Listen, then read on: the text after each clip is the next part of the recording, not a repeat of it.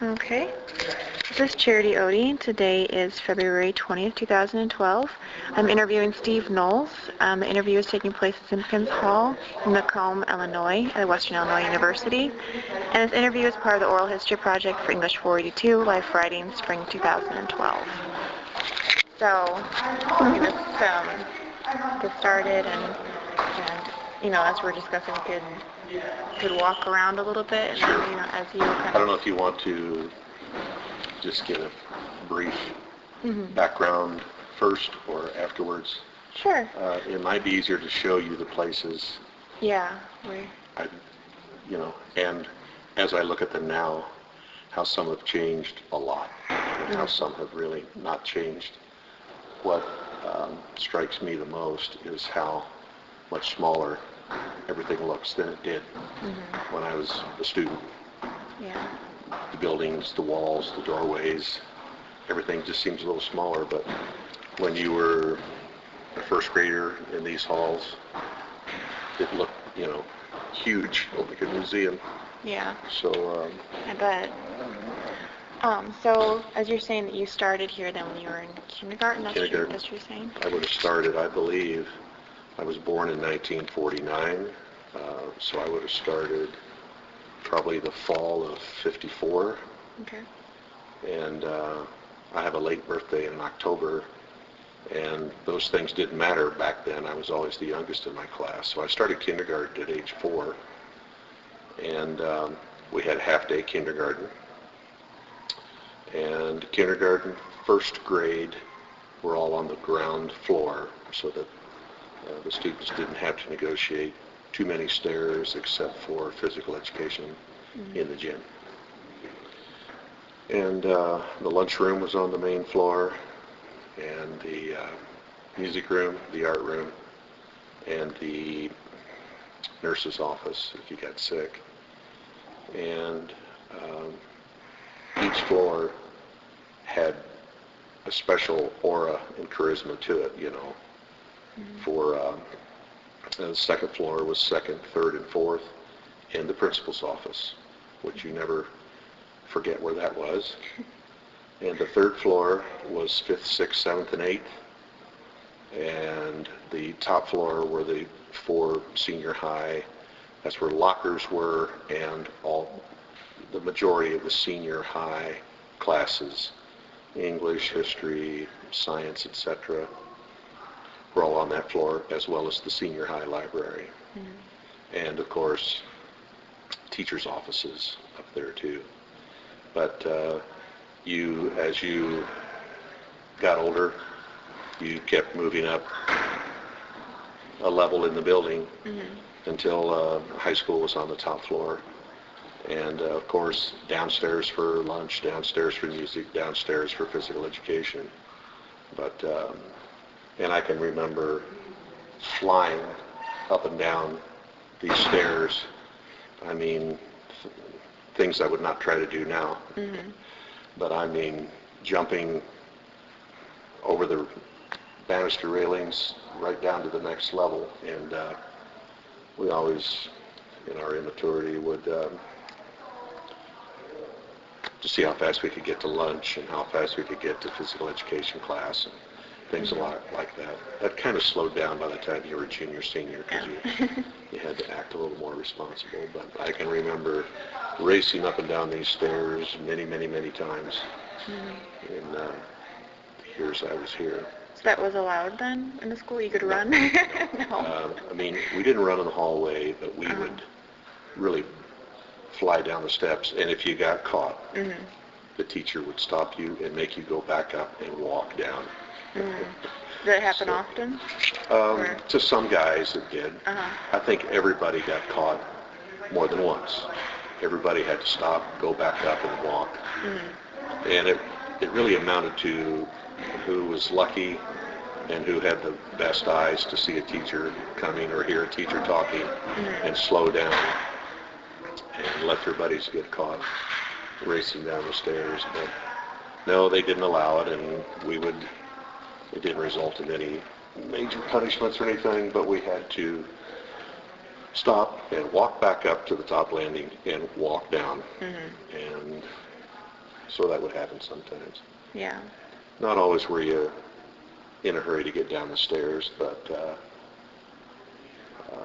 when you were, you just hoped you didn't get caught. So was there a lot of contact between the teachers and students then? Like what was the relationship? The relationship was very much teacher separation, student. They were good teachers, very good teachers. Most of them had a master's degree. Many of them had a doctorate. That's very unusual in a high school education setting to have your, especially at your high school level classes, those teachers having a doctorate. But most of them in English, math, science, some of our history professors, they held doctorates. And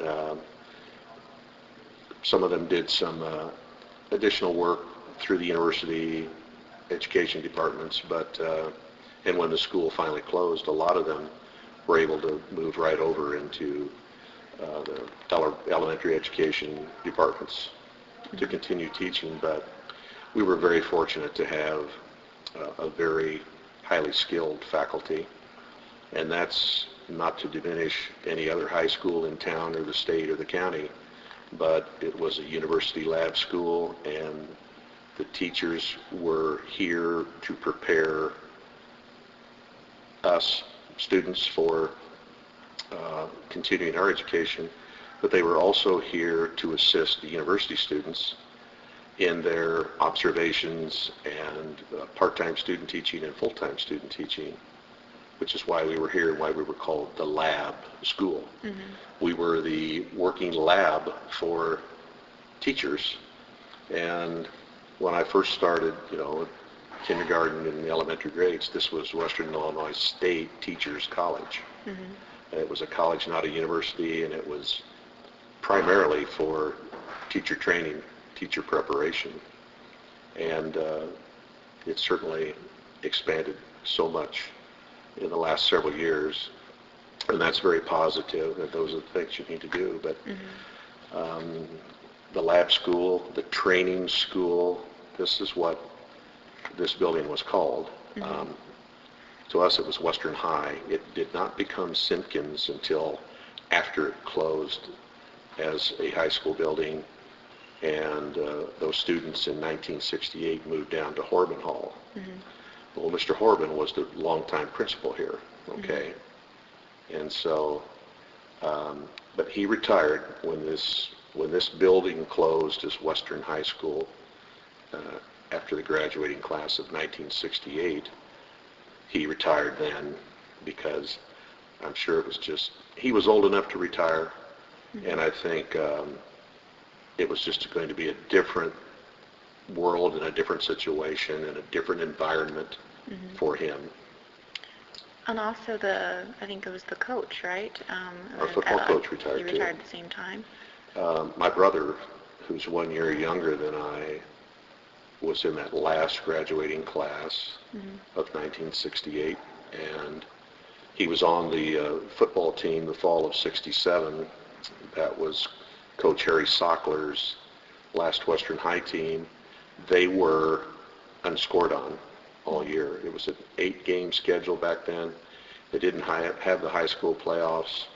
If they did, Western High would have gone through and won the small school division handily, no doubt in my mind, because I'm still sort of associated with football. And as a Class 1 school based on enrollment, we had outstanding athletic teams, and especially in football. He has, still to this day, one of the highest winning percentages of all Illinois high school football coaches ever. And he passed away a few years ago at age 99, just short of his 100th birthday. And I was very fortunate that I got to see him again out here at Western. He was honored by the foundation, I believe, because he had made a bequest in his will for money to be left to Western. And so they honored him, and I was able to attend that dinner and see him, and it was nice. And for 99, he was a pretty sharp guy still for 99 years old. He was a very rough and tough, no monkey business individual. I mean, it was black and white. The lines were drawn, and you followed the rules. The only reason you missed practice was because of a funeral, your own. Otherwise, and I remember him saying that when I was a freshman. And so, anyway, that led to a lot of success. My varsity seasons as a junior and senior, we were undefeated.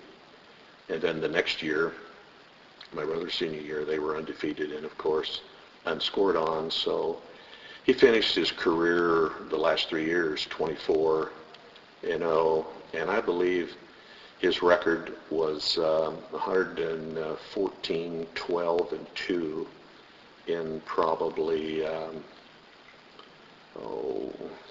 15 to 20 years of coaching here. So very, very successful, very influential on the young men that went to school here, as was Mr. Horban. Those two were pretty good friends. And Mr. Horban had no children. Coach Sockler had no sons, but yet he had hundreds, that played for him. So anyway, those are certainly, when I think of high school, of course I think of my sports career here, and I was involved in music too, and they just had a great music program. I played the saxophone in the band, sang in the chorus, and I just enjoyed music.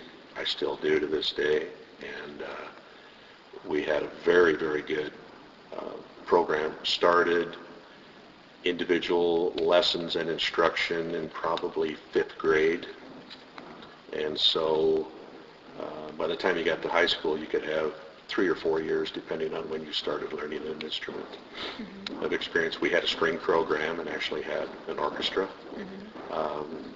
Very unique here.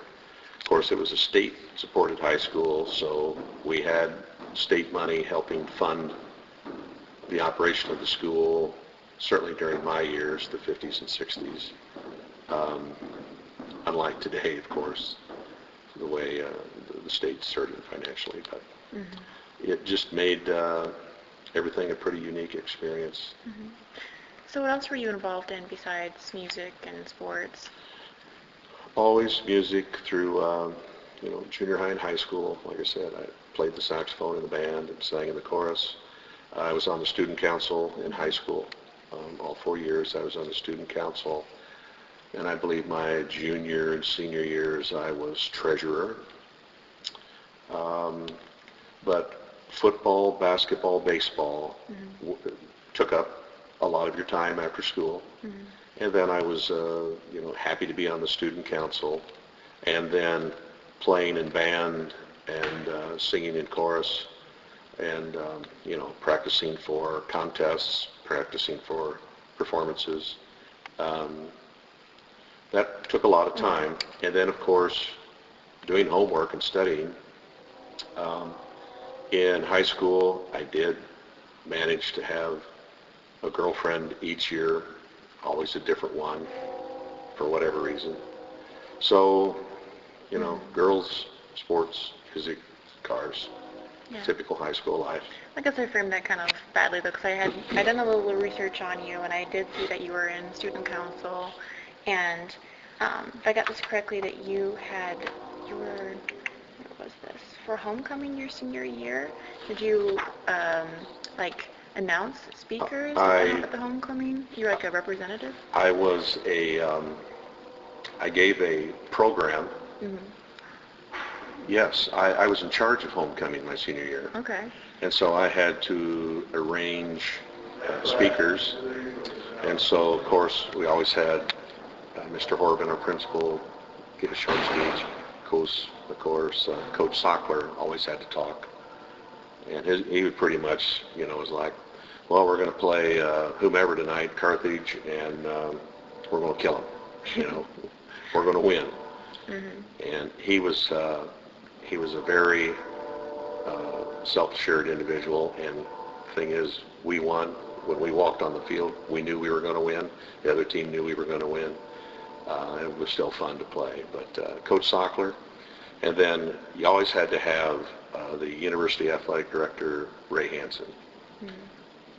Hansen Field is named after him, okay? He was a very, very famous individual here in the history of Western Illinois University.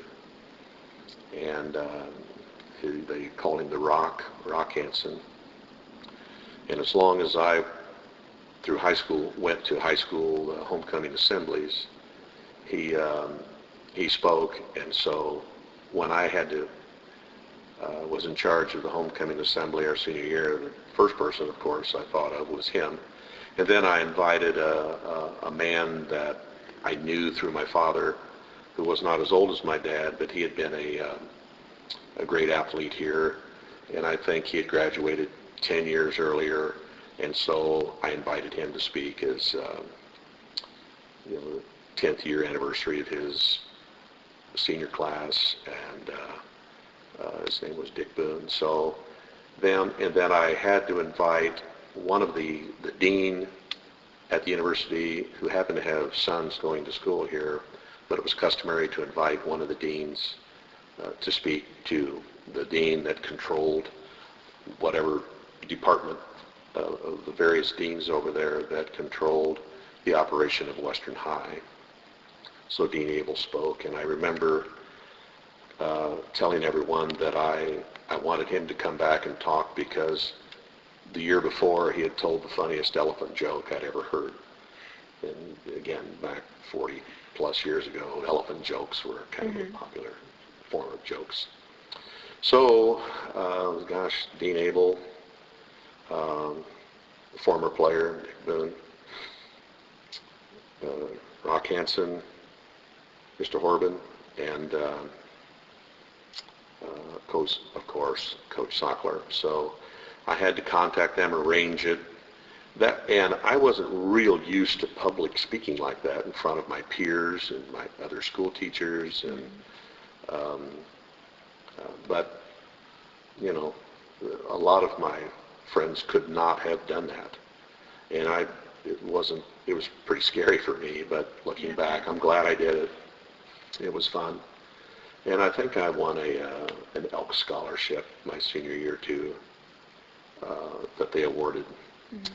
Also, I applied for I applied because one of my favorite teachers made me apply for an award called the United Nations Pilgrimage for Youth, sponsored by the Odd Fellows Club.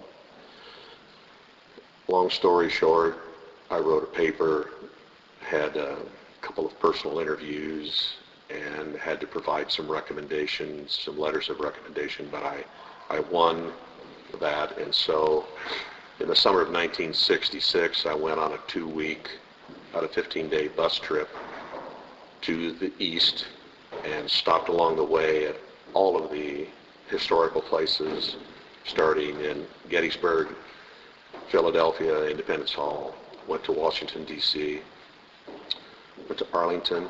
This is in 1966, so we went to the John F. Kennedy's grave and saw the eternal flame, because he had died in 63. Just went around Washington, D.C., and then spent 5 days in New York City, and each day we went to the United Nations to just be there, observe, listen, see. Got to go to Radio City Music Hall. We got to see a play on Broadway. We were heavily chaperoned. We met other busloads of kids there. And then on the way back, we went through New England and went to Concord and Cambridge and Boston and Plymouth Rock and through Niagara Falls, and eventually worked our way home. I think it was longer than 15 days, but it was, I'm glad I did it. I wasn't real excited at the time to apply and go through it, and but anyway, I mean, it was a memorable experience for a 16-year-old at the time. Who was the teacher that, who was your, one of your favorites? Helen Buckley, Miss Buckley. Okay. And she was very influential on me. I had her as an English teacher my sophomore, junior and senior years. And she was absolutely a no-nonsense lady, and an excellent teacher, and sometimes, I don't know if you're going into education, but teachers can find certain students that they favor, and I happen to be one of the boys that she did, to my very good fortune, you know. And so, anyway, but the main thing was you had to go to class and you had to listen and read and study and comprehend and test well. And I got A's, but I had to work for them from her. She was a very good teacher. She's one of those that was so good that when Western High closed, she continued on and taught elementary methods courses here at the university. Helen Buckley, a very, one thing that you'll notice if we have a chance to walk around and in my comments is I had a lot of teachers named Miss whatever. That was just the way it was in the 50s. Many women chose education as their career field, and that was their family. I guess, you know, I really don't know any different other than starting in kindergarten. I had many teachers that were, of course, all female teachers until 5th grade. And it was, that's me. Pretty simple stuff. It was just the way the times were then. But Miss Buckley, even through my high school career, she was one of those you did not want to cross. But she was an excellent teacher. I learned a lot from her besides English, you know, and I ran into her periodically through the years, you know, after I graduated. She was actually the sorority advisor for a sorority of a girl that I dated in college, and kind of ran into her again there, and of course was always on good behavior when I was around her. She was one of those that wherever you saw her, in school or out of school, you shaped up. Can you think of a particular story or like an example? Well, I guess we hit it off when I was a sophomore, because back in those days we were on quarters. We didn't have two 18-week sessions of school. We had 3 12-week sessions of school. And school never started till after Labor Day. And then, of course, we didn't get out till after Memorial Day either. But we were on quarters. First quarter of my sophomore year, I got a B. And I thought I deserved an A. So as soon as I got my report card, I stormed into her office after school, because report cards were handed out last period. And I just kind of barged in and I said, I want to talk to you about this B. And she saw that I was upset, and she says, young man, you march right back out that door, and you come back in here when you're more self-controlled. So, you know, put my tail between my legs and chin on my chest and shuffled out of the room and went and sat in the classroom next door. And then, I don't know if she came and got me or if I kind of went back in. But she explained to me, you know, you're close to having an A in this class, but, you know, here's how I judge and evaluate, blah, blah. And that was that. So from that point on, I just told myself, I'm not going to go in there and ask her why I didn't get an A. I'm going to get it. And she made sure, because, you know, she would ask me questions and make me get up in front of the class and talk about the story that we just read or whatever. You know, it's kind of like, okay, mister, if you think you deserve A's, you show us how smart you are. Yeah. But we also, I think she was perhaps our class sponsor, and having her for 3 consecutive years and behaving and minding, and, you know, I didn't get in trouble in the classroom or anything like that ever. She saw that I enjoyed English language arts, you know, I enjoyed it and enjoyed reading, and so she just made sure that I didn't slough off, and I did not want to disappoint her and have her put in a situation where, boy, Steve's in between an A and a B this quarter. I don't know, but he's a good kid and all that. I like him. He's my pet, so I'll give him that A. I wanted to earn my A's. Yeah. And so anyway, that's I remember going in. I'd never done that to a teacher, but I thought I deserved an A. I got a B. I went in. She pretty much put me in my place, and from thereafter, not only did I have respect for her to start with, but I had total respect for her thereafter for the rest of my life, her life. So that's certainly something I remember from her. But my buddies picked up on the fact that I became sort of her pet. Yeah. And so I got teased about that a little bit, subtly in class and certainly out of class, but I didn't mind. I would much rather be teacher's pet for her than on her other list or any other teacher's list, So anyway, Yeah. A very good teacher, one that I wish my children could have had, my grandchildren could have. That's how much I thought of her. We need teachers like her, and there are many like her, just not enough, in my opinion. So do you have any, you mentioned your classmates just teasing you, but do you have any stories about your classmates you want to share, or what? Oh, golly. Well, I guess in a broad sense, the thing that I remember the most is that the boys could be a little bit mean and teasy, and it seemed like we could, everybody had a nickname. Everybody had a nickname. If an incident or an event happened, that was awkward and weird and goofy and whatever, somehow we would associate that with the kid. They would have a nickname. Oh my. We had some of them, I'm not sure I should share with you, but we had kids, we called them fly bait and torso and septic tank and let me see, nude, Rocky, Whitey, of course his last name was Whitehead. There were some other nicknames that we don't want to use. And then sometimes the boys would come up with nicknames for girls, and I don't know, for whatever reason, the boys were pretty clever. Oh my. They picked up on stuff and would come up with a nickname for someone pretty fast.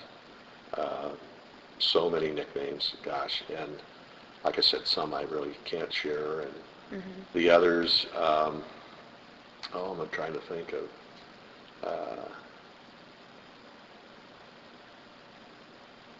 course, back then, most of us boys had the traditional boy names: Mike, Steve, John, David, Jim, Alan, Chris, etc.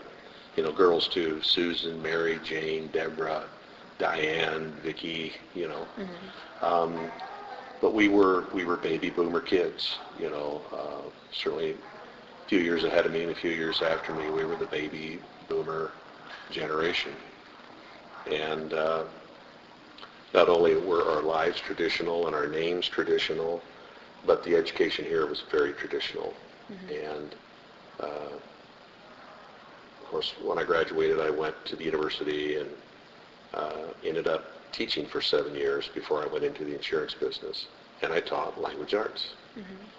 And I was a very traditional, conservative, basic reading and writing kind of a teacher. No arithmetic because I was terrible in math, but anyway, that carried over into my short teaching career of 7 years. and then I've been in insurance for about 33. So, but things that happened to me here, experiences educationally, socially, were, formative for me, and as they are all kids. My daughter and son graduated from Macomb High School, and as will, I suppose, some of my grandchildren, and that is a fine school. It is a public school, but it is in a state university town, and I just think that has a tremendous positive influence. Their scholastic bowl teams do fantastic all the time, and they have a great music program and a very broad sports program and all of that. The kids who live in this area or whose parents work or teach here that might have been Western High attendees if it was still open. We never know, since it closed in '73. So, what was it like when you were going to Western High, and what were the relations like with the students who went to the Macomb High School? It was great going here. It was not a rich kid's school or a privileged kid's school or anything like that. The enrollment was controlled because of the fact that we were a lab school, and we had to have the enrollment controlled by the number of student teachers that would come over, that were available. That ratio and relationship had to be worked out. For the most part, the high school 9 through 12 enrollment was around 200, approximately 50 students per class, give or take, either way, right around 200 to 210 students, and it was kept that way. If your parents wanted to send you to Western High, I believe there was somewhat of a application process. If your parents did not work for the university, if your parents worked for the university, you could come to school here. You didn't have to apply and get permission. You could come to school here, but not all those kids did. And there also were many boys and girls who came here whose parents did not work for the university, like me and my brother. So it was a controlled enrollment, and it had nothing to do with wealth or passing intelligence tests or anything like that.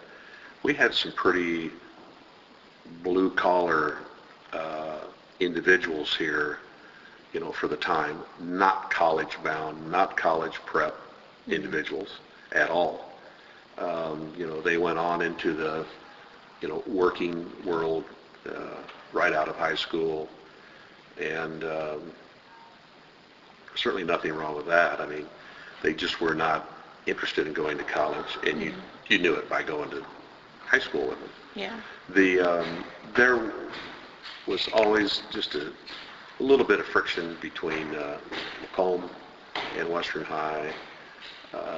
They did not play each other in football, but in the state playoff series, sometimes we were forced to play in basketball and baseball, and that was fine. That was never a problem. We used to have a county basketball tournament, so we'd play each other in that. For the most part, I think most people got along. Many of the Western students lived in this northwest quadrant, which now, unfortunately, in my opinion, has become a student rental section of town. And that's fine if the properties are kept up.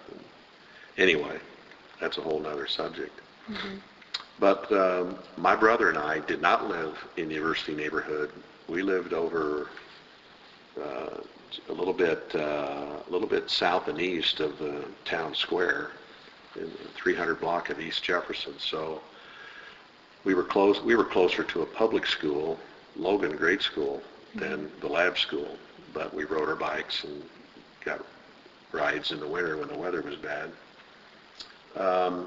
We had probably more friends in the public schools than a lot of our other Western High classmates did. We played summer baseball. We lived in a neighborhood populated mostly with public school kids.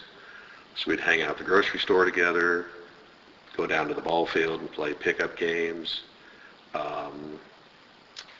We played summer league baseball and got to know so many of those kids that way. And we went to the public swimming pool a lot, my brother and I. So we knew all of the public school boys and girls. We all lived in the same town. We just went to different, when school started, we went to different schools. And some of my best friends were and still are from Macomb High School. And of course, there were kids that I went to school with from kindergarten all the way through 12th grade here. And, many of them have moved away. Some of them might be in the area. But a lot of the Macomb High people might be as good or close a friend today as my former Western High students, classmates were. But that's life. You make friends with whoever you want to make friends with, and that you kind of run in the same groups for whatever reason. There was not a distinct hatred or anything. I think the community did a good job to just explain, if you want to go to Western High, you can check it out. But Macomb High was the public school system, and just like most towns this size back then. That's where you went to school unless your parents worked at the university or you lived close enough you could almost walk to school. We had no busing, though, to get you to Western. None. You walked, rode your bike, or your parents dropped you off. Mostly right out here in the front, the south entrance. But the little pond out here that was called, it still is called Lake Ruth. It was fenced off when we were students for safety reasons. It was all fenced off. And I believe it was named Ruth for the daughter of a former faculty member, perhaps president or a dean, 80 years ago or so, something like that. It had a connection to the university faculty or something. So, going back to another question though, how is it that you came to the lab school then, since you're... my father attended the lab school. Okay. So we were kind of a legacy like the guy in Animal House, If your parents went, I guess you could go to. My dad graduated from here, like 1939 or 40. But he lived out in the country, north of town, and went to country schools until it was time to start high school. And then he could either come in to Macomb High or come in to the Academy, another name for this place, the Academy. And so I think he had a good friend in town that he hung out with that came here, so this is where he went to school. And gosh, I don't know how he got into town all the time. In fact, when it was the Academy, I'm not sure that he even got a chance to go to school in this building. Do you know where the University Art Gallery is? Over here? Yeah. That was Western High Academy. It was, I'm not sure if there was a grade school there at all, but it was the four-year high school. I think they used some of the classrooms at Sherman Hall too. I don't know where grade school kids would have gone back in that day, unless they all went to the public schools until, I believe this building was built around 38 or 39, somewhere in there. And the gymnasium about 10, 12 years after that, which is now the Kofac Recital Hall. And I attend performances there on occasion, and it's very odd to be in my old gymnasium and sitting in chairs and being entertained. Yeah. It's just different, but that's progress. Would you like to walk around a little Sure, bit? if you have time to. Oh yeah, I have plenty of time, so. Well, as you can tell, But you give a chance to do that if you want to. I'm just going to carry my coat because I'm warm in here. Yeah. I was walking around, and it was...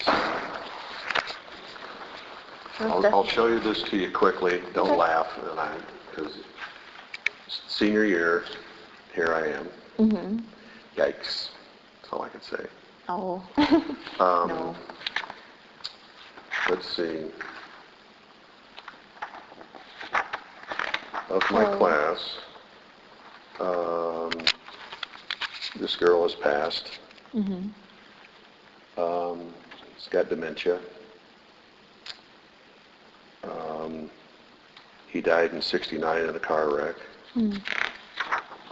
The homecoming king. He passed just recently. She passed breast cancer. That's 2 girls with breast cancer that have passed.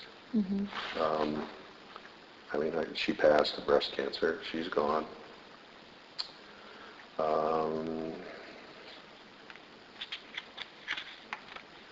So you would have graduated then in May of... Actually, June of '67. June of '67. Mm-hmm.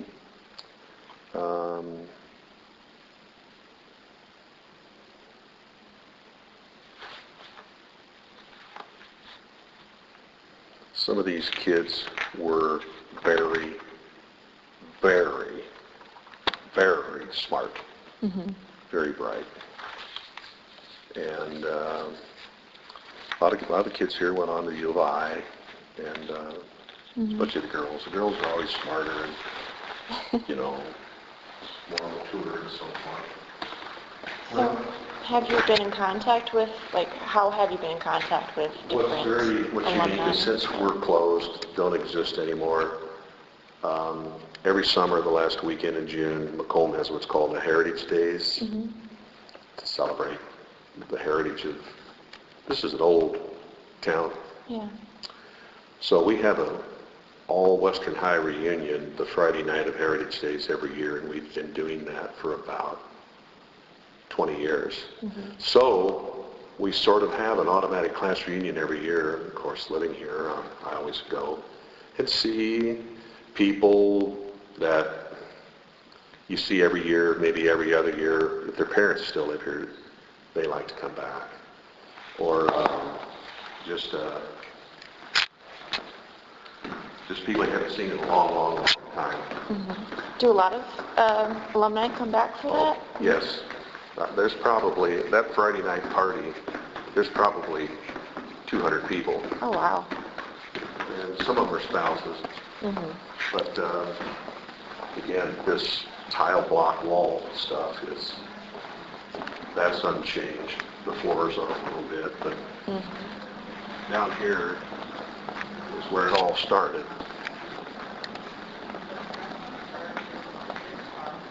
Have you looked inside the classrooms a little bit? Yes. It's really something. Yeah. Used to be tricycles in here. Oh, really? This was my first grade room. Okay. Miss Bagley. Okay. Now this is room 3. This was first grade, Miss Bagley. This was the nurse's office. So, and back in the older days, our grade school kids, our parents, if you were a first grader or a kindergartner, your parents would drop you off right out here in this circle drive because it was convenient. Drop the kids off and head out and let somebody else come in.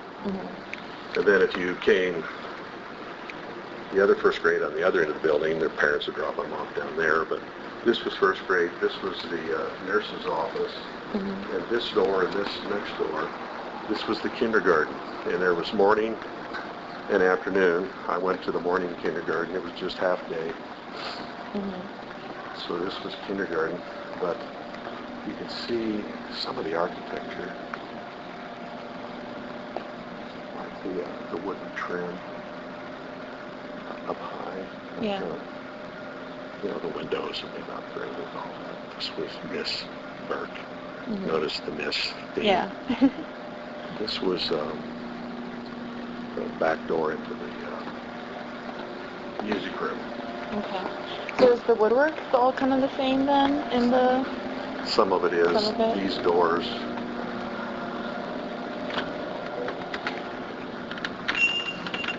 This is, again, you can see the tile. And I think there's a stairway there that goes up. There used to be practice rooms for music, soundproof. This is where the band practiced. Okay. This was the band room. So you spent a lot of... And then there was a doorway back out of there. Yeah, I spent a lot of time here from 6th grade on practicing. That was the band room.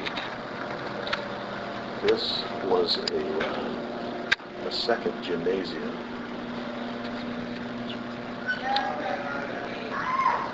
This was the lunchroom. Okay. This was our lunchroom. And there were baskets.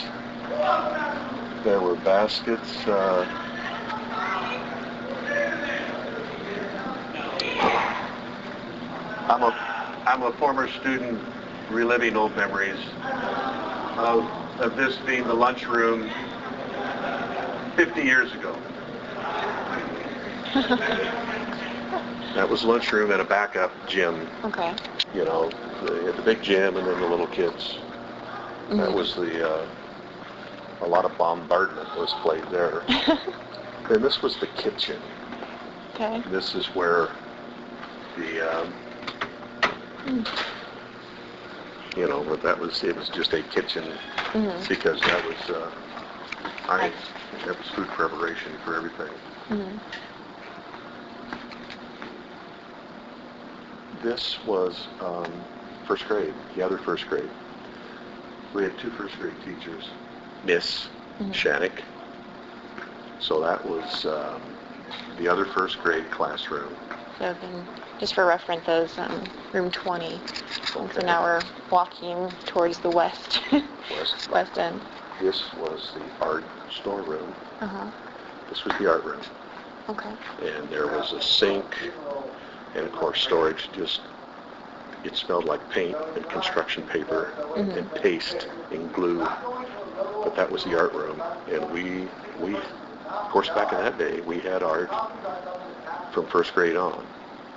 From first through 4th grade, the art teacher came to the classroom.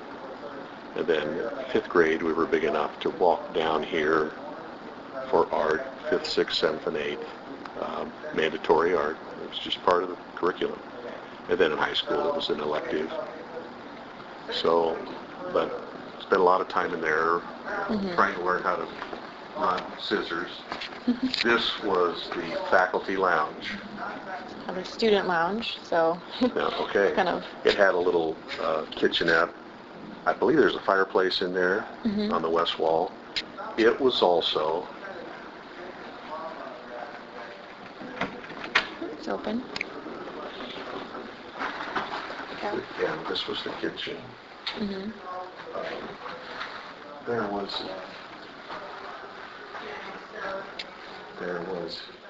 It was a tile floor tapping into the art storage room, which is where the 2 art teachers' offices were.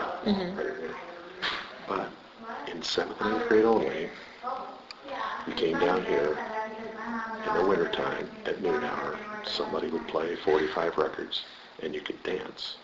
Of course, the boys would never fast dance, but if it was a slow dance, you'd wait around maybe for a girl to ask you to dance. So it was the social room. The social room. Did you like to dance? No. No? I was scared of girls. And I didn't, of course, everybody could do statue, hang, slow dance, you know. Uh-huh. But, so this floor was, like I said, first grade, kindergarten, art, music, lunchroom. Mm-hmm. Go ahead. Okay, thank you.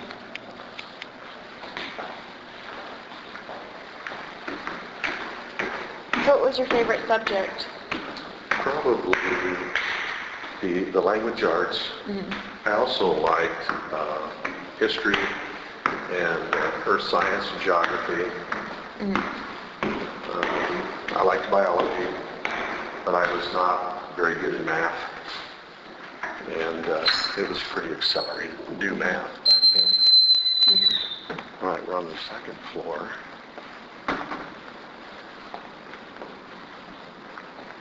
This was the guidance counselor's offices, and this was the principal's office. Mm-hmm. So,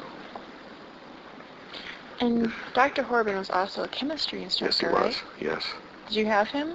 No. With him? Okay. No. I'm going to ask if I can. Okay. You would come in. Hi, how are you? I'm just going through a little nostalgia here as a former lab school student. Okay, great. This was Mr. Horban's office right here. Mm-hmm. You did not want to go through that doorway. Yeah. But the school secretary was here. Not here, okay. Donna Barrett. And you come down here and buy your lunch tickets Oh. and stuff like that. Uh-huh. And you might poke your head in and say, "Good morning, Mr. Horban." And of course, in high school, when he played sports, he was, "Well, golly, it was a good game last week. You guys sure look good," and all that.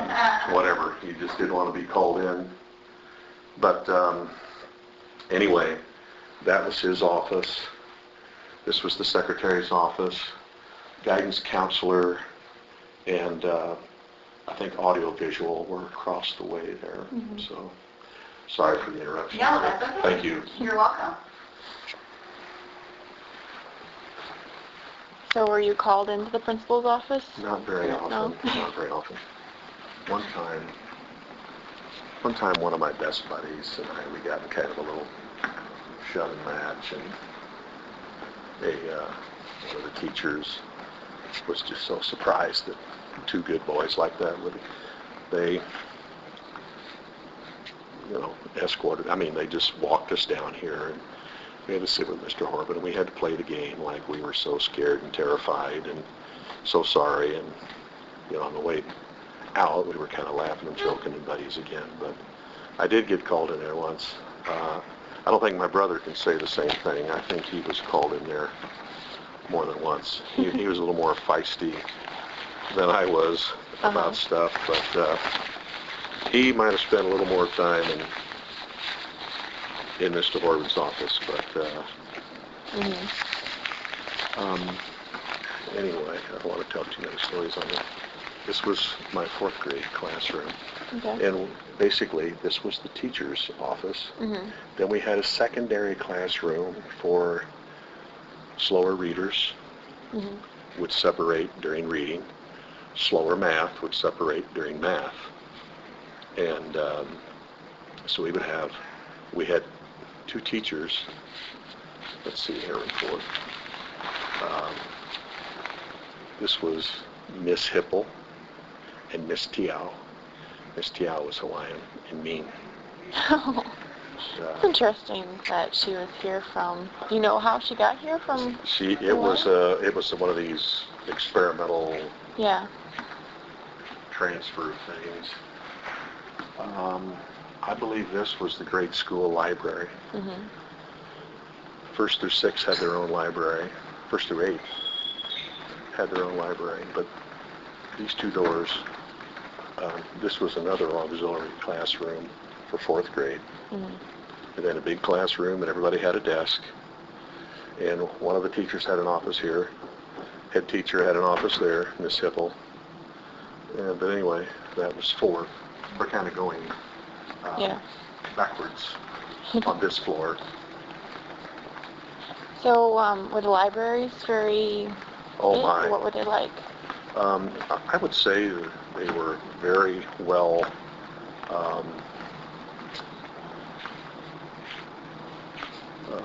stocked with what we needed, you know. And of course, the grade school librarian was Miss Evans, and the high school librarian was Miss Mills. But they were very good. Miss Evans was very old. It seemed like when I was there, and you know, you had to be quiet in the library. I think she talked in a whisper her whole life. It's one of the things I remember about her: little wire rim glasses, white hair, and talked in a whisper. This would have been my third grade. Miss Nail. No, she was Miss Scott. And Miss Scott did get married later on. She married a guy whose wife had passed away, but Miss Scott and Mrs. Kowal. Mrs. Kowal had children that went to school here. She was a great teacher, a very nice lady. She passed a couple of years ago, but she was very well liked and a good teacher.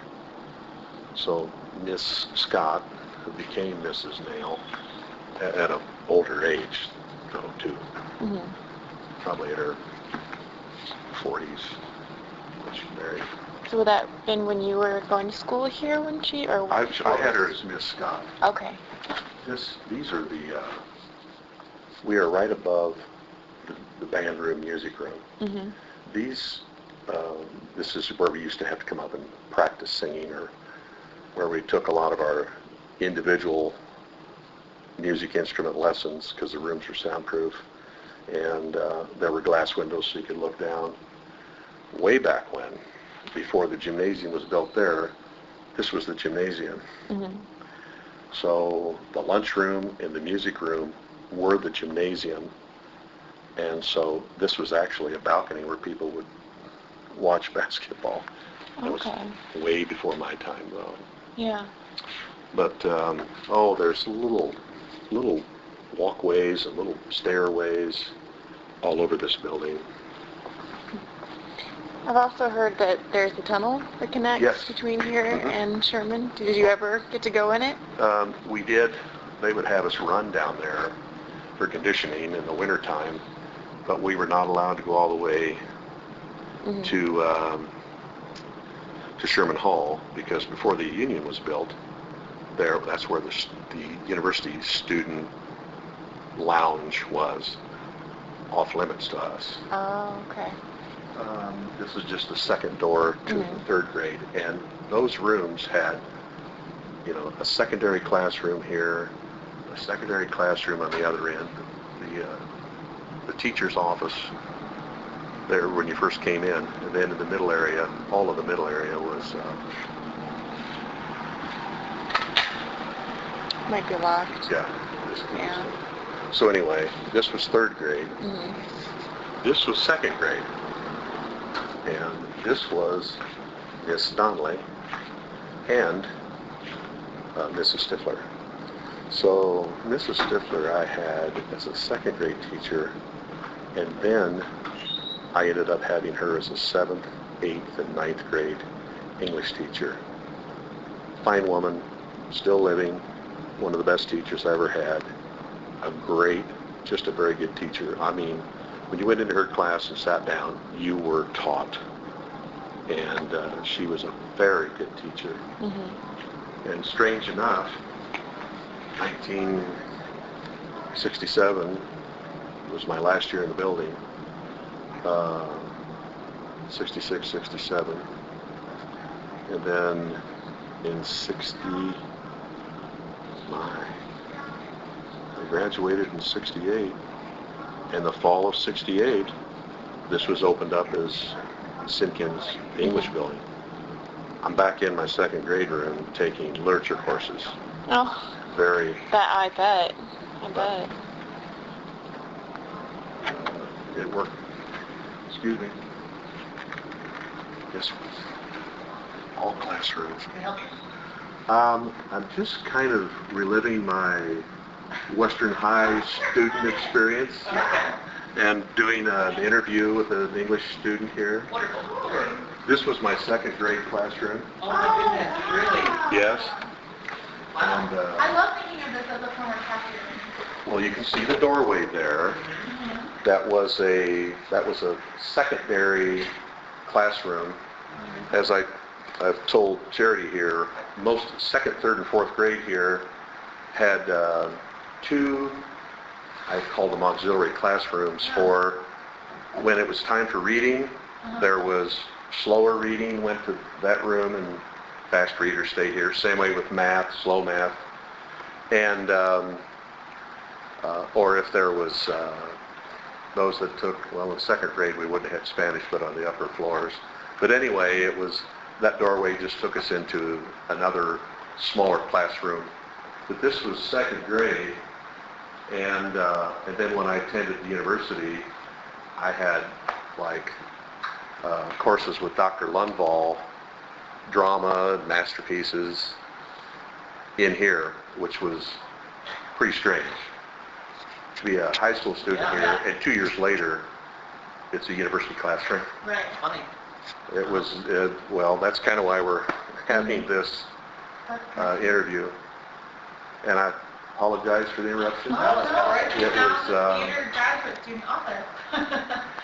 Wow. Okay. You made it not look like it. Make yourself at home. Well, it was, you know, basically, the windows are newer, but the windows were in the same place. I don't know about the built-in drawers back there. I can't tell if those are new or if they... I feel like they're totally old. Yeah, I think those were there. In fact, those were our drawers where we kept our, yeah, crayons and whatnot. And, Where do you do it here? Me? Yeah. Yeah. Oh, yeah, older look at this door. Thank you. I'm sure that's original. Mhm. It doubled as a blackboard, and of course this was the main blackboard too. Mhm. But this was second grade, Miss Donnelly and Mrs. Stifler. Cool. It's actually a really nice room. You know, you have the sunlight coming in Oh in the my, morning. all the rooms were, thank you, Oh, yeah. Thank were you. pretty, all the rooms were pretty special. Now, I think, second grade, I think it's the next, I think it's the next floor.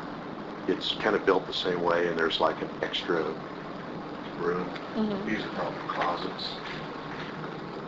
Yeah, those are just closets. And office space.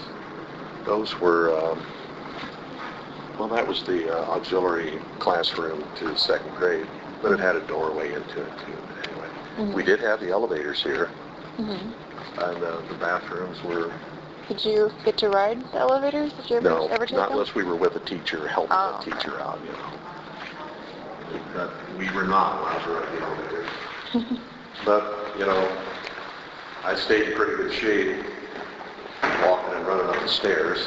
Yeah, I bet. But this is one of these mysterious doorways that goes, it's probably welded shut, that went down into that music practice room area. Yeah. And that's where they stored the band, marching band uniforms and instruments and whatnot. Mhm. This would be, yeah, 5th, 6th, 7th, maybe.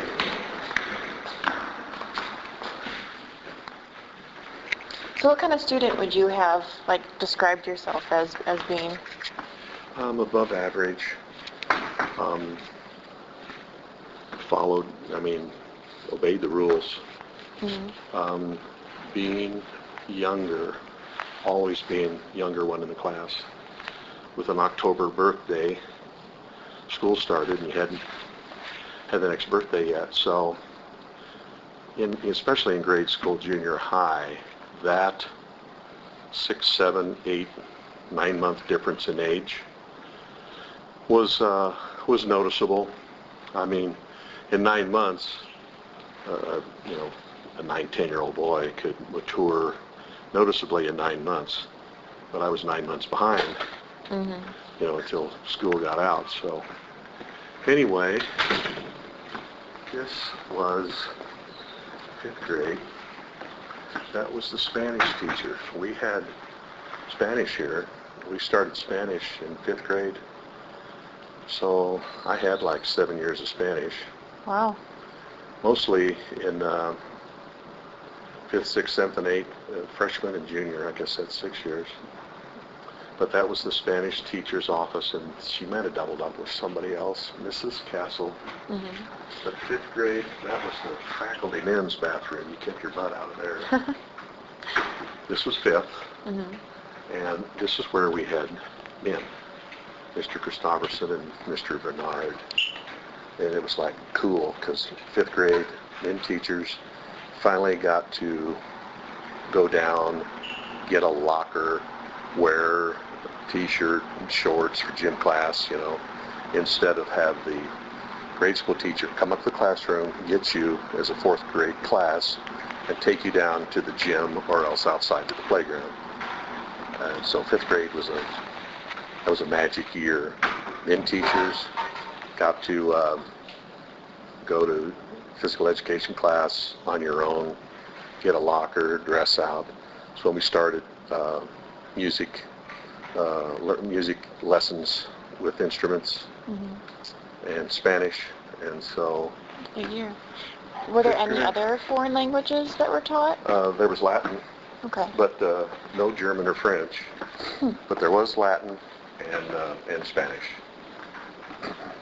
This was the back door into the stage, and now we've moved from 5th. This would be 6th grade. This would be classroom. This would be teacher's office. 2 teachers. Again, Miss Hoeing, Miss Flynn. Great teachers. No nonsense. I would say there was no teacher here that could be walked over, was a pushover, or anything. I'm not sure that anybody was ever really thrown out of Western. They probably got some stern talking tos or got sent to the principal or things of that nature, but kids didn't get kicked out because they wanted to go to school. Those were teachers' offices. Miss Sollers, and the people that taught typing, business econ, they were there. Simpkins Theater was simply the little theater. It's where we had assemblies. That's where I spoke for homecoming. We had our homecoming program. We had our plays. We had a good drama. We had good drama here. And so the plays, student assemblies, when you'd have your class meetings, and the freshman class would meet with your student officers and your advisors and so forth and so on, especially with juniors planning the prom and that whatnot. The class meetings were held here, and let's see,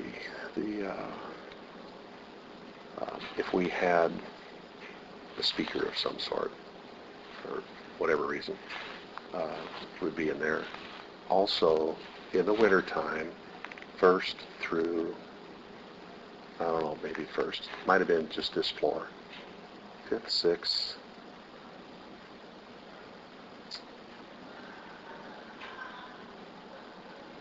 they showed movies.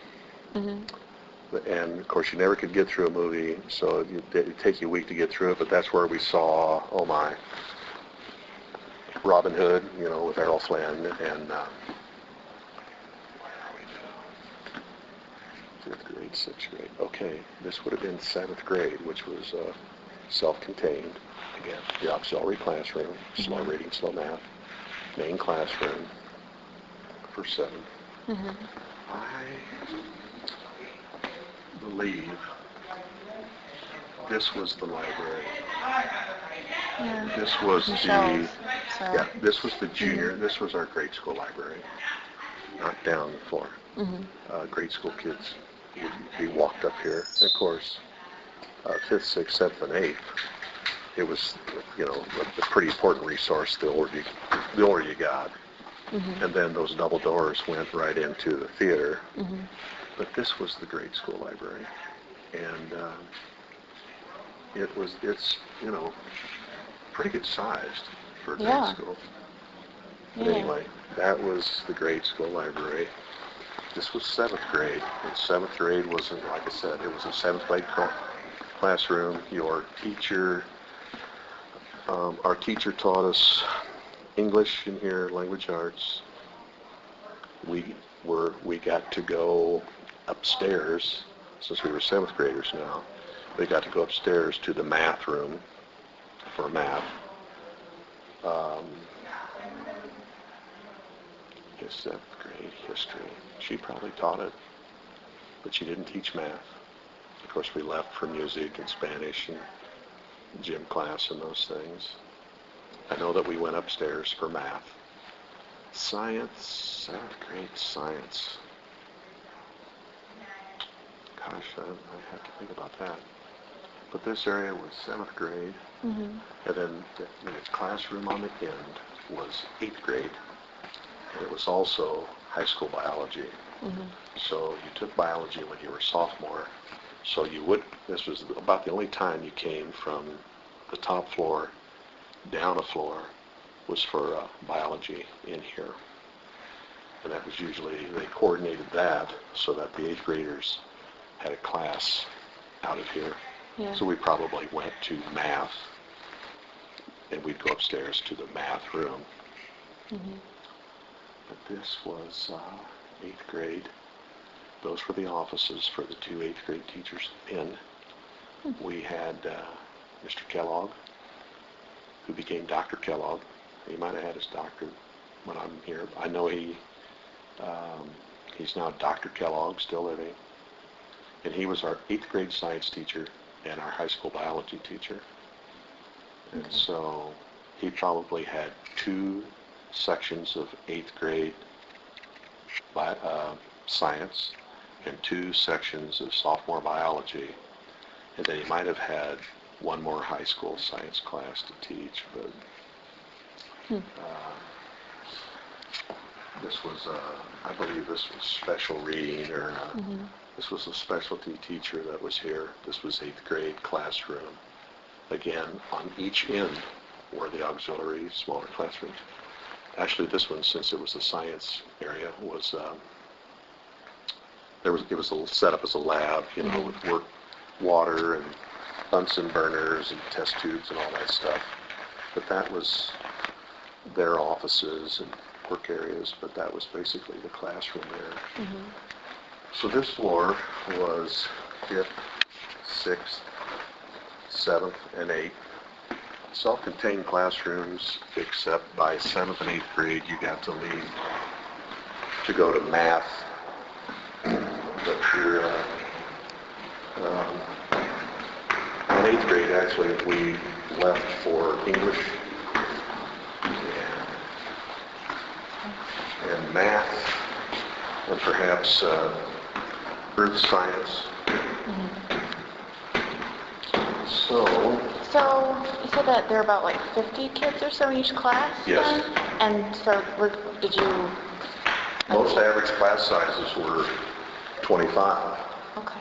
And So the students that you started out with, like in kindergarten, like, do you actually stay with most of them then, all the way through? And then the 2 first grades. First grade was all day. Of course, it had to be. But on that first floor, I was down on the west end, first grade on the east end, and then everybody was together by 2nd grade. Okay. We kind of knew who the other first grade kids were in Miss Shannick's class, but I suppose they wanted kids to get a good start in first grade. So important. And so they, I'm guessing that's why they had 2 first grade teachers to run approximately 25 students, 20 to 25 per class. And it might have also been because of space. There just wasn't a classroom big enough to put everybody together the way it was on the 2nd and 3rd floors, where you had classrooms, and then on each end you had those extra smaller classrooms for specialty work and stuff. Well, let's see. This was the home economics room, Okay. a term we don't use anymore. I think it's, I don't know what it's called. Yeah. The old home ec, fashion merchandising. Mhm. It's where the girls learn to sew and, sewing, cooking, those kinds of things. It was an elective, but that was home economics. Mhm. This was an English classroom and speech and things like that. And this was Miss Buckley's room. Okay. Okay. So I had 3 years here. It's now 3:25. Yeah. Sophomore, junior, senior year there. I think I had, might have come up here in 8th grade for English with Mrs. Stifler. But it was sort of a combination classroom. Mhm. And this was all part of the, I'm trying to think. The home economics. Mhm. I didn't go into that room very much. Didn't have Yeah. reason to go in there, but I certainly was in these two, especially that room. Yeah. That corner room was Miss Buckley's English class. This room was probably math, I think, rings a bell. And actually,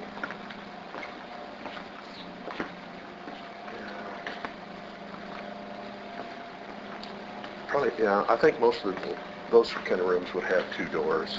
Mhm. This was sort of a combination room. History, Spanish, civics. I can remember having here various different classes. Mhm.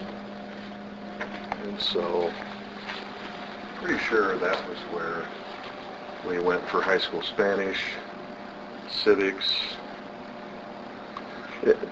rooms that didn't have a teacher's office. They were just chairs and a chalkboard and a desk for a teacher. Mhm. This was the high school library. Okay. I'm not sure what it is now. I think it's the TA offices. where- Actually, And graduate assistant. the high school library is over here, Mhm. but you had to go up the stairs to get to it. This was our study hall. Study hall. That was study hall. And it was also a place for like after school dances, Mhm. but it was study hall. And there was almost a study hall for high school only. Junior high kids stayed in their own rooms, but there was almost a study hall there, one period a day, all day long, because of the electives outside of your core, math, science, reading, history. Once you had those out of the way, your junior, senior year, it was additional electives, whatnot. And those that weren't in band, there were people that had 2 study halls a day. So this would have been, I believe this was where we taught American history and world history were taught in here. 3:15. And I would say, this is the history room, because I remember this glass bookcase being right there. Mm-hmm. And we did have the, that was a bulletin board. The blackboards look almost original. Yeah. Almost original.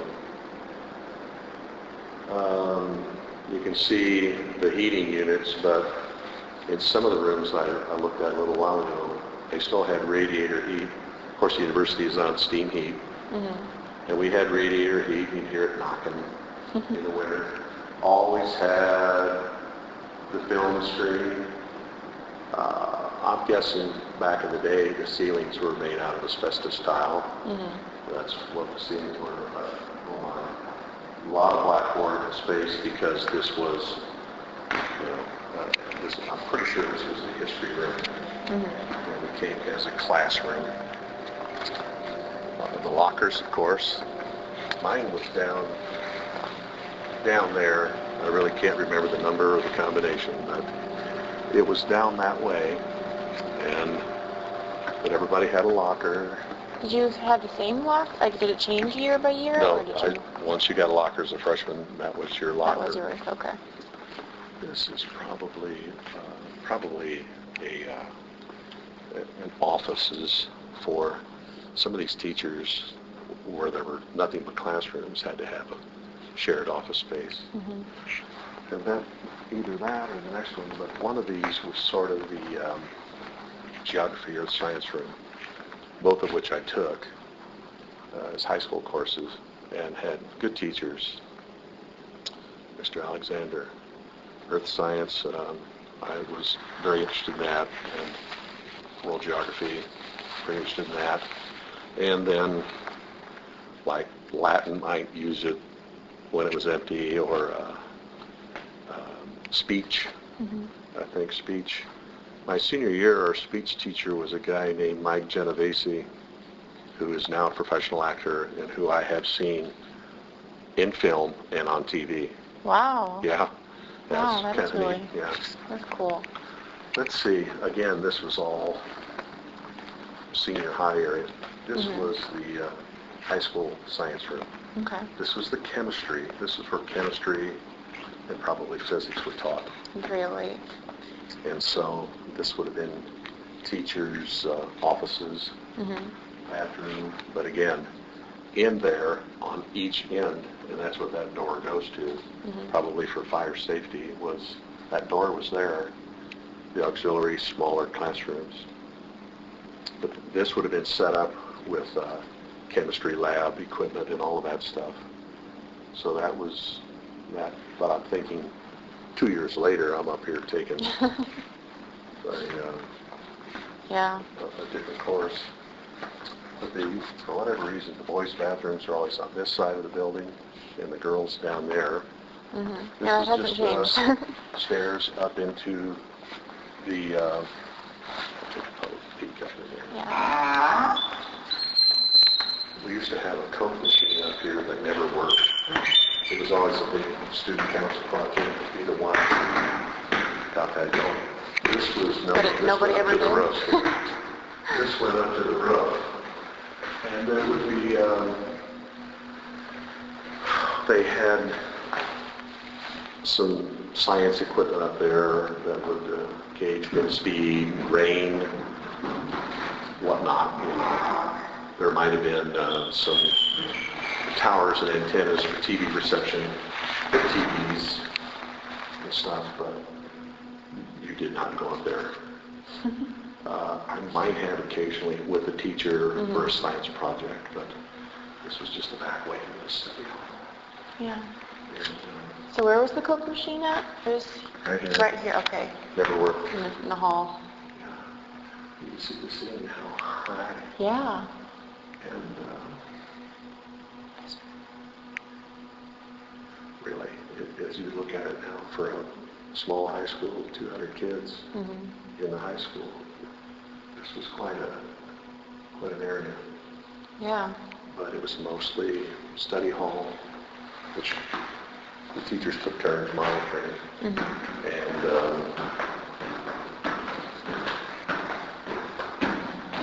And we would have, after football or basketball occasionally, there might be a dance.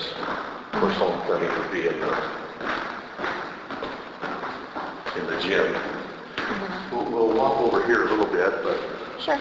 there's not too much of that. Whatever you want to do. Not too much of that left.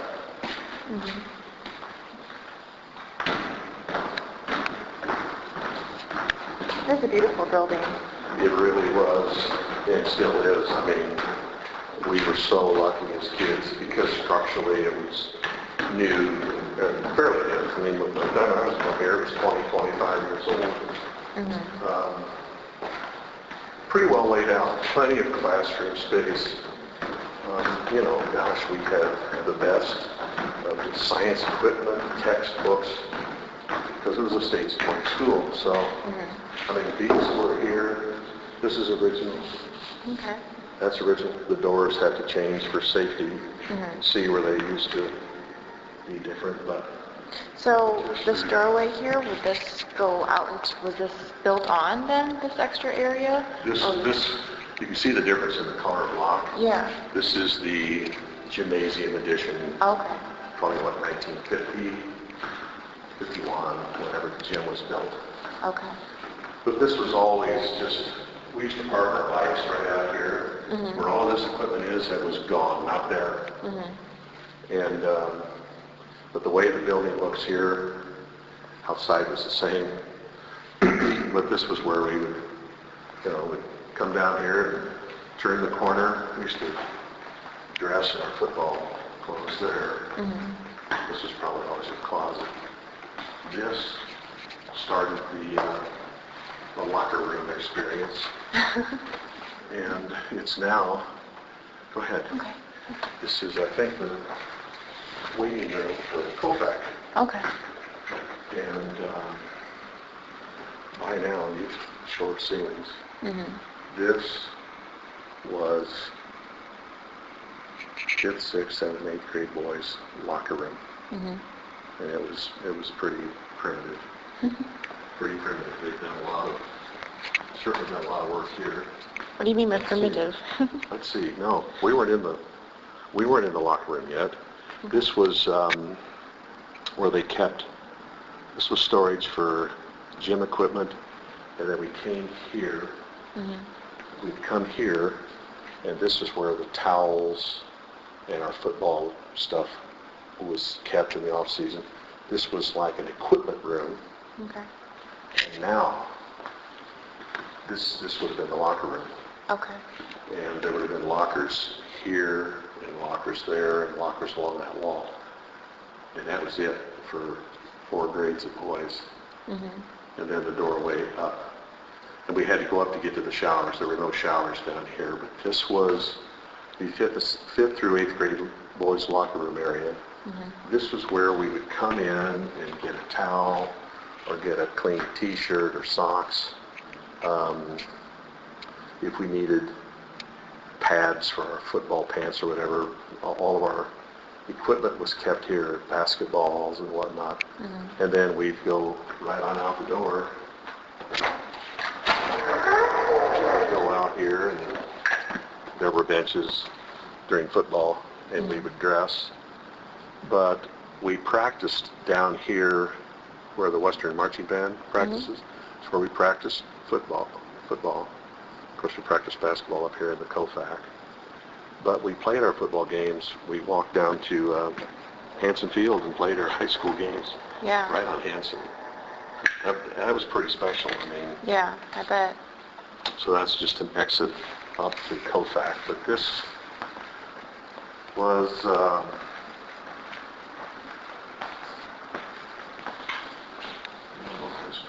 There might have been bathrooms right about here. But that was equipment storage room, and then the locker rooms, which were very cramped, smelly, smelly wieners on the boys. Yeah. And we come here, and this would be this would just be like athletic trainer's room, where if you sit on a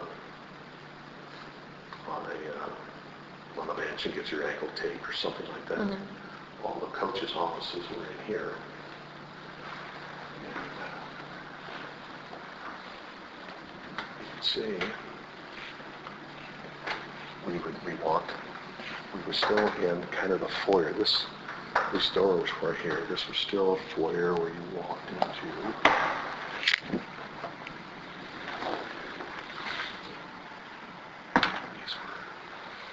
These were double doors that went into the gym. And this area was coach. There was like 4 offices that just kept going. But there wasn't an exit door at the time. I'm sure this is just all part of that. Oh gosh, they got an elevator now. But anyway, this was just all open, and it took you into the gym.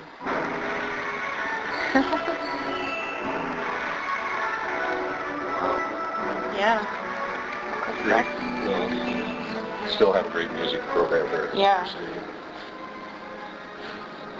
And then upstairs, we don't have to go up there, but I'm not even sure what's happened. That was the 9 through 12. That was the boys' high school locker room, the shower room for 5th through 12th.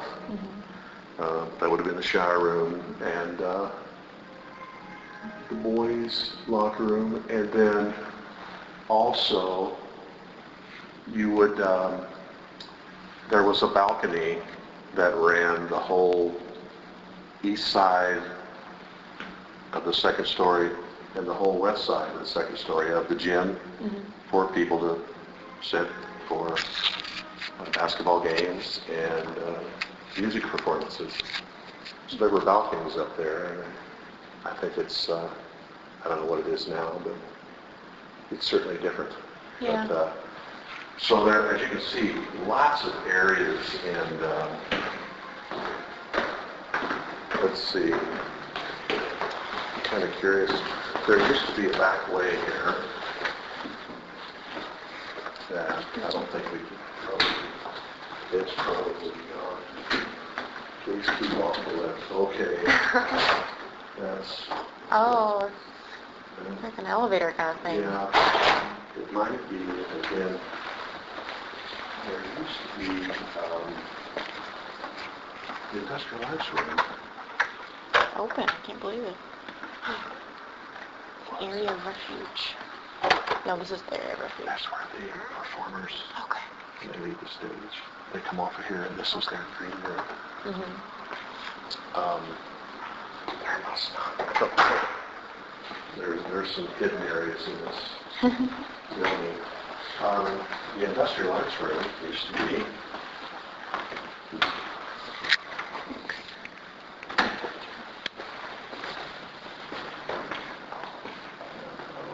Closed and locked. I don't try to think. I suppose you could go through curiosities, something else. Where we had band, there was a door back behind there that was just another way to get out of the music room. Sure, that was always a closet. Yes, I think that was a back way into the band room to take like timpani and instruments and whatnot out.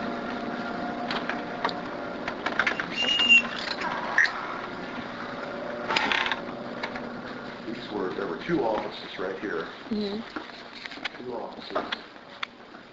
And again, here's the steps that went up to, we poked our head in and looked down that hallway where I said our practice rooms were.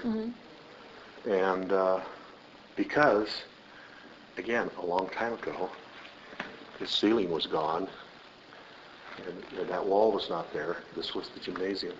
Okay. Yeah, you can see here where they, they just lowered the ceiling like that. That's, you can see where the original high ceiling would have been. Yeah. And that would have been balcony for people to watch the games. But it's the old band room, and our semicircle was always this way, and the director was right up front. And acoustical, again, full of acoustical tile, which would have been full of asbestos. Yeah, I'm telling you, there's now this. I don't know why this area was even existed. But this was what we called the wrestling room. Probably locked. It had mats on the floor. It had some climbing rungs, and some things like that. But it would be a place for, we'd go for PE classes and wrestle and go crazy. But that's, oh my goodness. There's Original. a stairway. Oh, wow. Our industrial arts room is right here. This is where the boys, 7th through 8th grade, gosh, this is where we had industrial arts. Mm-hmm. Look at these costumes. Yeah. And the thing is, we were able to, you can see where the old steps were. It used to be able to walk up, but this is a different block. Yeah, let's close that off. I suppose that was always a janitor thing, whatever, but anyway. Okay. A little claustrophobic here. Yeah. This is definitely different. So it was a bit more, well, this was a original But it was hallway. a very active hallway. Yeah. 7th through 12th grade boys, industrial arts right in there. Mm-hmm. All the power equipment and Mr. Howe, the teacher, forever. I'm not aware of this doorway in this area. Looks like it was there before, wasn't it? I think that's a door that was locked that I tried to get in. Yeah. I don't think this was even here. Really? I think it was constructed. Anyway, this is the wrestling room. You go down in the winter and do sit-ups and push-ups. Is this tile original here? Yes, this is all original tile. So this is what we're seeing. Yeah, that is original. That's old. That's 70 plus years old. Wow. Remember storing my saxophone right over here. Yeah. And here, 6th grade on for lessons and practice and whatnot. Did you have, how many times a week did you have a lesson? Or was it? In 5th, 6th, 7th, and 8th, you probably had a lesson a couple, 3 times a week, and combined practice a couple times a week too. This was just a storage room, I think. Yeah. Right in there. But I guess that kind of completes a very long tour of the building. That was wonderful. I'll probably just turn this off because it's try again for a while, but I don't know if there's anything else you want to say or... I can remember the classrooms and my teachers on every floor. Yeah. And, I can remember starting to school, there were no poor kids back then and there were no rich kids. Everybody was pretty much the same. 3 and 4 kid households, 3 to 5. Seems like 2's the average number of children today, and it was probably 4 back then. 1 car, mom didn't work. Black and white TV, 1, which we got when I was like in 1st grade. Either old, like black high-top tennis shoes or cowboy boots, blue jeans, rolled up 3 or 4 inches so you could grow into them. Wouldn't have to buy them new every year. Blue jeans, and like flannel shirts or even Western shirts with cowboy designs. Cowboys were big. Daniel Boone, David Crockett, all that stuff. Girls wore dresses. It was, that was the 50s. And then, but I can remember watching, we were lucky because of the university published broadcasting and so forth. In 6th grade, spring of 1961, we had a TV in our 6th grade classroom, and we were allowed to watch Alan Shepard be the first American go up in space for 20 minutes. Is all it took. But he put him in a rocket ship, and he went up, and the rocket didn't explode, and the space capsule landed out in the ocean, and it didn't sink, and they got him, and that was, that was big. That was so big, we stopped class to watch it happen. Yeah. And we watched, in 7th grade, we kind of watched and monitored when John Glenn went around the Earth. So that was a big deal. So I can remember having televisions in the room, because many times our class presentation, teacher lecture, whatever, was filmed live, sent back to a classroom sitting over in Sherman Hall. Instead of having everybody get out, it was done live in the classroom. I can remember having the cameras in there, and the teachers were they were a little bit more jacked up, as were the students, to behave. And they definitely had, knew what it was all about, and had a presentation and starting a new section on whatever, and they would pretty much call on students who hopefully would know the answer, or could come up and perform something on the blackboard. But I remember going through that, which was part of the lab school experience. I don't think that happened in the public school here. Yeah. But it did here. But, we didn't mind. I mean, we grew up with that, with having student teachers who, for the most part, by far, did an excellent job, and I'm sure went on to be excellent teachers, because back then that's why you came here, to be a teacher. And the social life was different, the times were different, and those students studied and prepared, and they had a great faculty to teach them at the university, and they had a great faculty here to work with them during their student teaching, and we had good teachers. Sometimes you try to play them, play games, check them out and all that kind of stuff. They were pretty much knew what they were doing. They were prepared by the time they got to the student teaching. And they would student teach for, in a quarter of 12 weeks, they probably observed for 4 weeks, taught for 4 weeks, and then, or longer, and then sat back and observed the head teacher again, the last part of the quarter. But when I student taught, I had to drive to Roseville because, the lab school was still here, down at Orban Hall, but I just didn't care to do that, to student teach. But instead of having to travel around, the practice teaching is what it was called.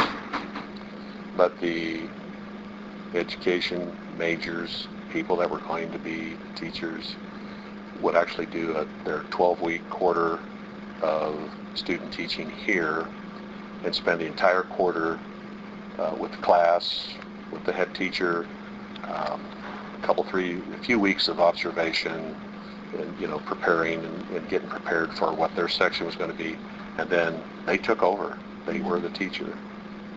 And then the head teacher finished out, and they stayed to observe, and they probably got as much out of observing as teaching. But that was almost every year here, was having college students as teachers at some time all year long. So that was the lab school experience. Thank you so much. Well, thank you. I hope you get an A. I really hope you get an A.